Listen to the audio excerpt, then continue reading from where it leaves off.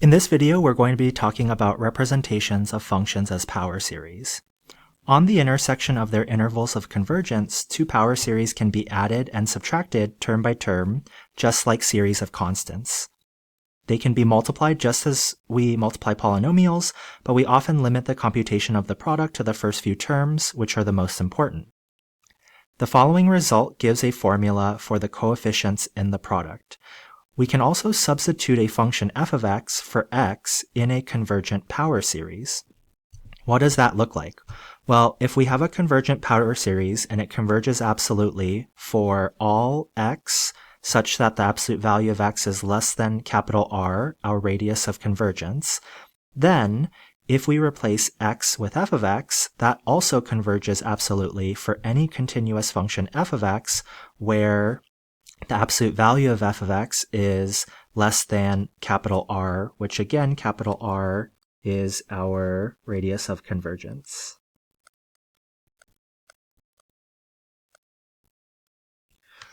For example, since 1 over 1 minus x is equal to the infinite series from n equals 0 to infinity of x to the power of n, and this converges absolutely for the absolute value of x is less than 1, it follows that if I replaced x with something like 4x squared, then in the formula I can also replace x with 4x squared. And just by the properties of exponents, I can split that up like that if I wanted to. So now what's happening is just like we're replacing x here in the inequality, we would replace that there with 4x squared. And if we wanted to solve that inequality, well, the absolute value of 4x squared, we can remove the absolute value bars because 4x squared is always a positive value. So really I'm just solving 4x squared is less than 1. From here I can divide both sides by 4. That would lead to x squared is less than 1/4. And then how do we solve this inequality? Well, I could subtract 1/4 from both sides, and I could factor this into a difference of squares. This would factor into x plus 1/2 times x minus 1/2 is less than 0. And this is a quadratic where the x-intercepts are at 1/2, 0, negative 1/2, 0. So this inequality is true on the interval negative 1/2 to positive 1/2, which is another way of saying this absolute value inequality here. Example 1 says, consider the function f of x equals 5 over 4 plus x. Find a power series representation of f of x and determine for what values of x the series converges. It turns out that we can solve this example in a couple of ways. So let's start with the first way. I'm taking my function f of x, which is equal to 5 over 4 plus x, and I want to rewrite this as 5 times 1 over 4 plus x. And my denominator, instead of it remaining 4 plus x, I want to get it in the form of 1 minus something. So I'm going to go ahead and erase my denominator. And I need this to be 1 minus something. And the something needs to fit in so that my denominator, if I simplify it, returns to 4 plus x. And so I'm going to put negative 3 because 1 minus negative 3 gives me 4. And then if I put minus x, if I distribute that minus sign in, that would give me plus x. And notice that this is the same thing as 4 plus x. Why did we do that? Well, that fraction now, I can rewrite this as 5 times, and then that fraction I can rewrite as the summation from up above as something to the nth power, and in this case our something is negative 3 minus x to the nth power. So just like up above, I want to set my something in absolute values to be less than 1 to figure out where my power series converges. So here, this is my something. I'm going to set up my absolute value inequality. I have negative 3 minus x, and the absolute value of that is less than 1. And now I need to solve for x. Well, first off, I can factor out a negative 1 from these two terms. That leaves me with 3 plus x.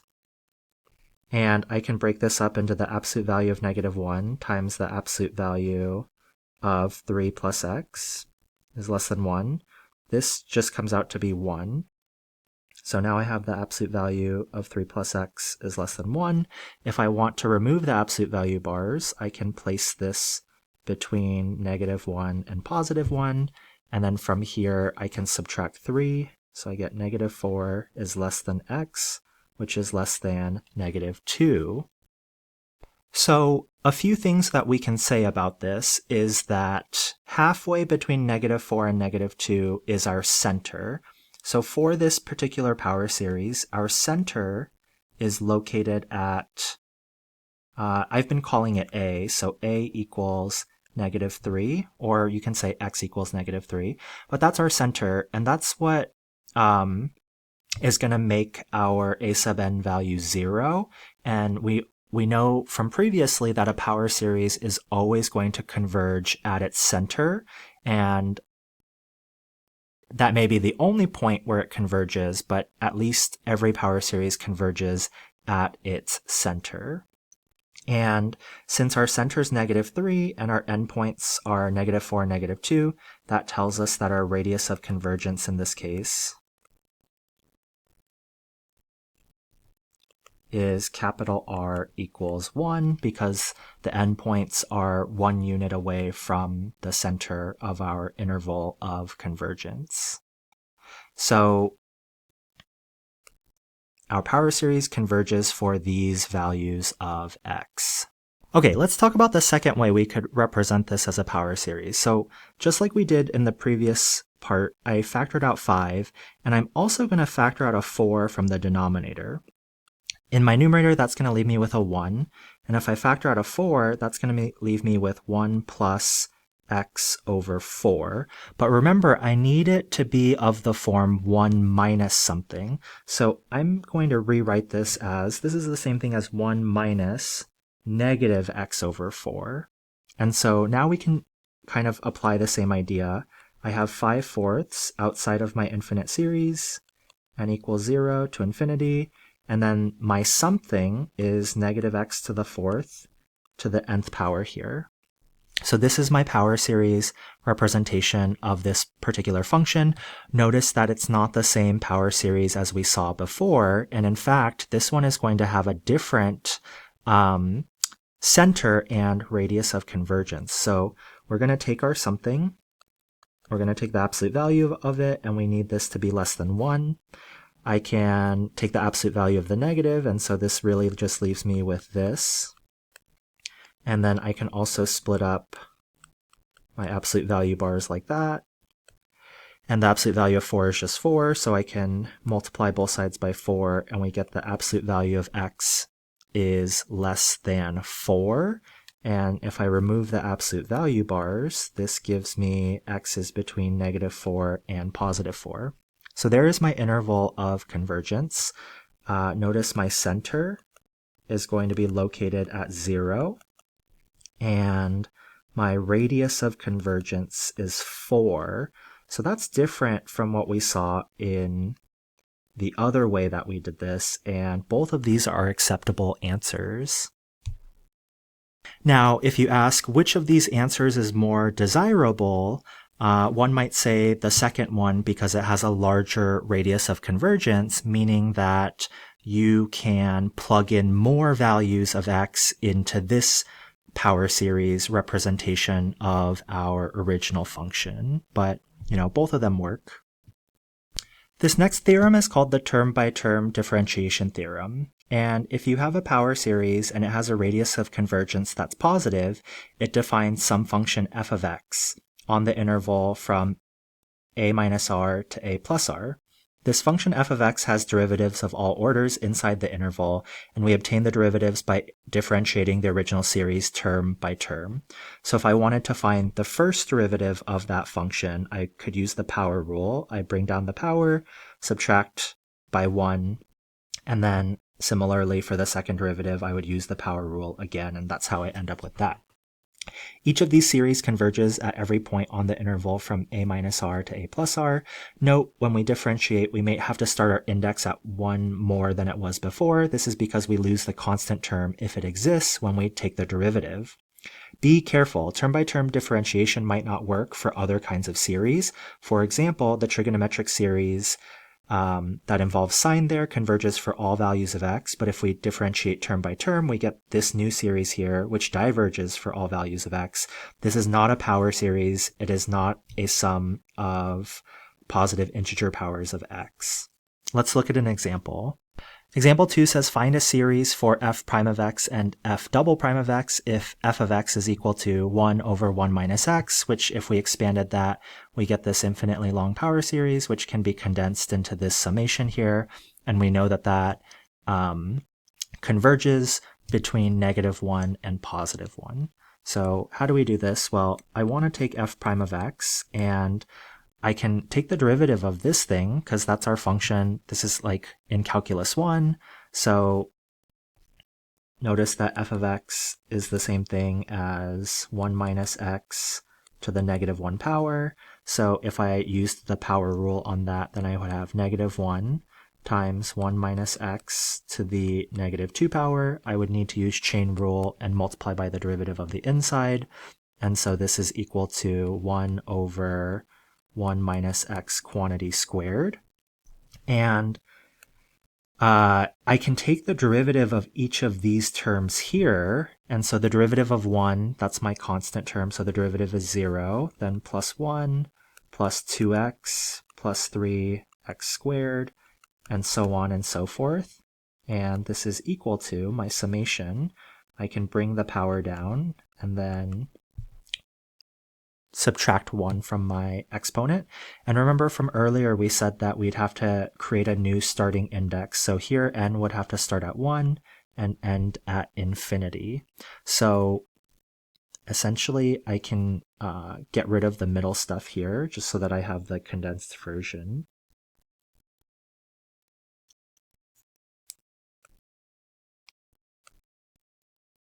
Oops, that's not what I wanted to do.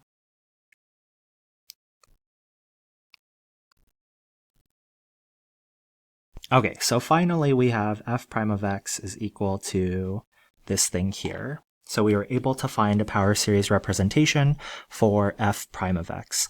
Let's do the same thing for f double prime of x. Okay, so I went ahead and took the derivative again, and if I were to take the derivatives term by term, I'd have 0 plus 0 plus 2 plus 6x plus 12x squared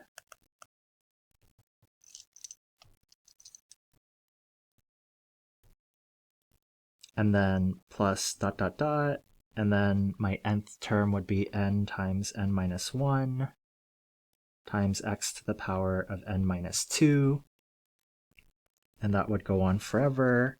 And if I wanted to condense this into a single summation, I would start at n equals 2, end at infinity, and then I'd have n times n minus 1 times x to the power of n minus 2. And earlier I forgot to mention that this is only true on our interval of convergence, which is this here. So here is our power series representation for f double prime of x, and again, this is only true on our interval of convergence, which is what we have here. So you might be asking yourself, if we can differentiate term by term, then can we also integrate term by term? And the answer is yes. So it works very similarly, except now we would integrate each term instead of differentiate. So let's see an example of that in action. Example 3 says, given 1 over 1 plus t is equal to 1 minus t plus t squared minus t cubed plus dot dot dot converges on the interval from -1 to +1. Find a series representation for the function f of x equals the natural log of 1 plus x. So what's the relationship between this thing and this thing? Well, one of them is the integral of the other one. So let's put that into use. I know that f of x is equal to the natural log of 1 plus x, and this is equal to the integral. This is from Calculus 2 when you learn the fundamental theorem of calculus, and it's the definite integral from 0 to x of 1 over 1 plus t dt.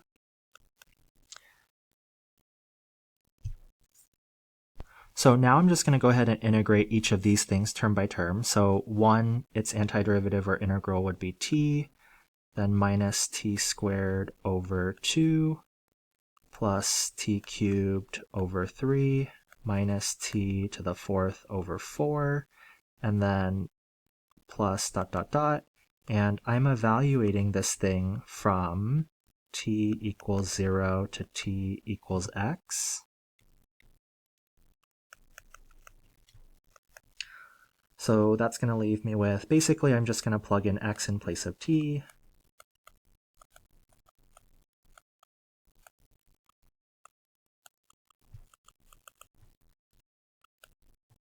So now I'd like to condense this into a single sigma. So I have sigma, let's see, we'll start at n equals 1. And I definitely am going to have some power of x. Notice that this is 1 over 1. And so my denominator is going to be n. And then I'm going to have x to the power of n. And then the only other thing is you'll notice that it's an alternating sign. So I have positive, negative, positive, negative. So I'm going to need a negative 1 here, and I have to raise that to an exponent. How do we figure out what exponent that is?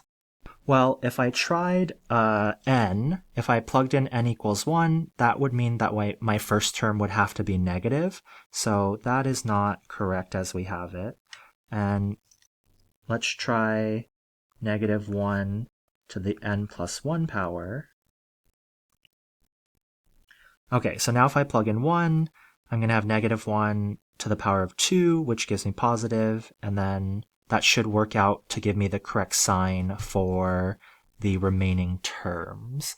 So, and this converges between x equals, or x is negative 1 and positive 1. That's our interval of convergence. So here we have our final answer. There is our power series representation for the function, the natural log of 1 plus x.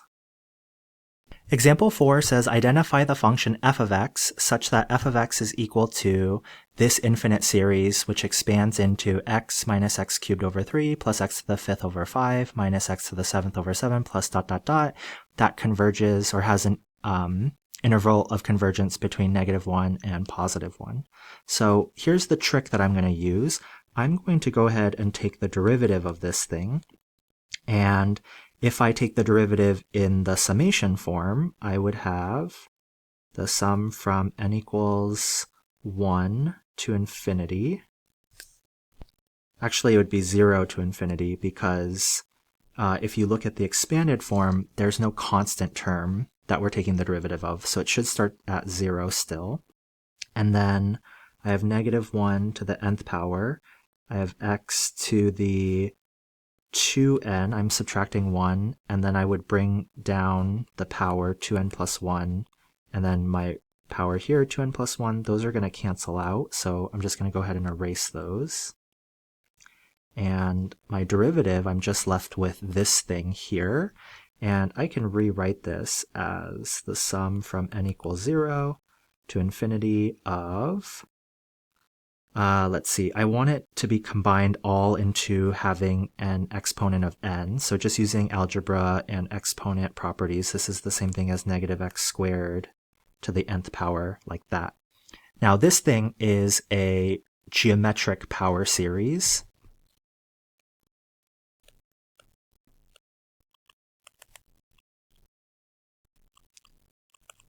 And if I were to expand this, its first term would be 1, because I'd plug in an exponent of 0. And then the ratio that we're looking at for this geometric power series is negative x squared. So just like from before, because this is a geometric power series, I know that I can rewrite this thing as 1 over 1 minus something, where the something is the ratio in this case. So it'd be 1 minus negative x squared, which this is the same thing as 1 over 1 plus x squared. So now I'm trying to figure out what function, when I take its derivative, ends up equaling 1 over 1 plus x squared.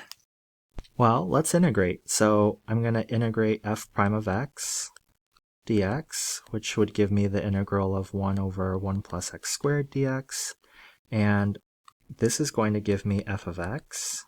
And then the antiderivative of 1 over 1 plus x squared is arctangent of x. And then if I'm doing an indefinite integral, I have my constant c.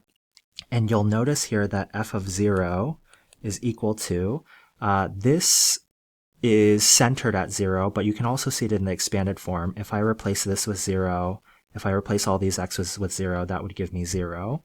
And so that means here that f of 0 is equal to arctangent of 0 plus c. And because we came up with this must equal 0, which implies that our constant is equal to 0. So let's put this all together. The function that satisfies the conditions that we were initially given is the function f of x is equal to the arctangent of x.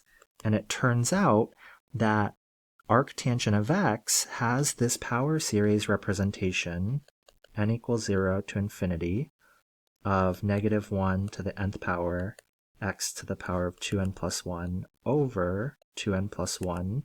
And this converges on the interval between negative 1 and positive 1. So there is our final answer for this example.